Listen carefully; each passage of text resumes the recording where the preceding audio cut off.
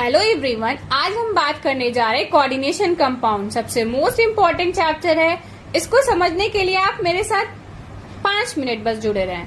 Salt जो होता है उसमें एसिडिक रेडिकल, बेसिक रेडिकल दोनों आते हैं। टाइप्स ऑफ सॉल्ट 3 तरह का होता है, simple salt, double salt and complex salt. Simple salt उसको कहते हैं जिसमें एक ही तरह का कटायन और एक ही तरह का अनायन हो। ये नहीं कि एक से ज्यादा कटायन हो। जैसे कि आप केसियन ले लो तो के के प्लस चार्ज। अब आप सोचोगे प्लस चार्ज क्यों आया? क्योंकि alkali earth metal, alkaline earth metal group के पास पॉजिटिव कैरेक्टर होता है, इसलिए हम प्लस लिखते हैं। और जो जो सीएन है उसके पास तो निगेटिव है, साइनाइड है,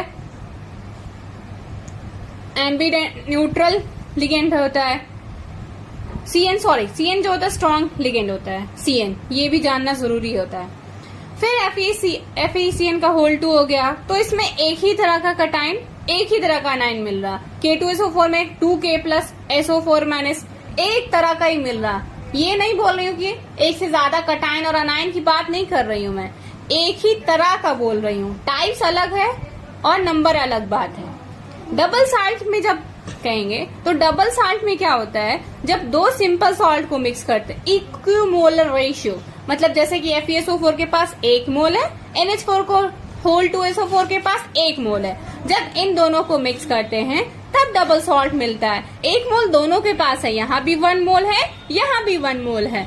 अब जब हम इसको डिसोसिएट करते हैं तो एक से ज्यादा कटायन मिलता है। यहाँ जब डिसोसिएट किए तो एक ही कटायन मिला ना, Rb प्लस ही मिला ना RbCl को जब हम वाटर में डिसॉल्व करेंगे। ऐसा तो नहीं कि कुछ और मिल जाएगा, एक ही तरह का कटायन मिलेगा। बट डबल सॉल्ट में क्या होता है कि एक से ज्यादा कटायन मिलता है।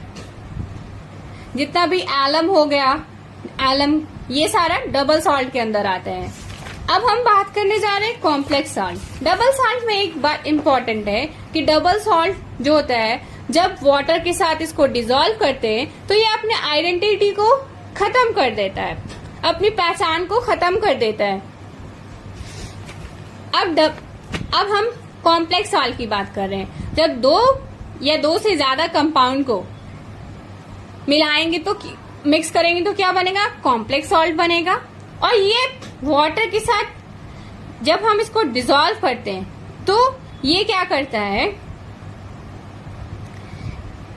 ये जो होता है वो अपने आइडेंटिटी को लॉस नहीं करता, आइडेंटिटी को नहीं खत्म करेगा। और इसका कंप्लीट आयनाइजेशन पॉसिबल भी नहीं है, क्योंकि इसके पास जो कोऑर्डिनेशन स्फीयर होता है ना, वो थोड़ी डिसोसिएट हो पाता है वाटर के साथ। तो इसके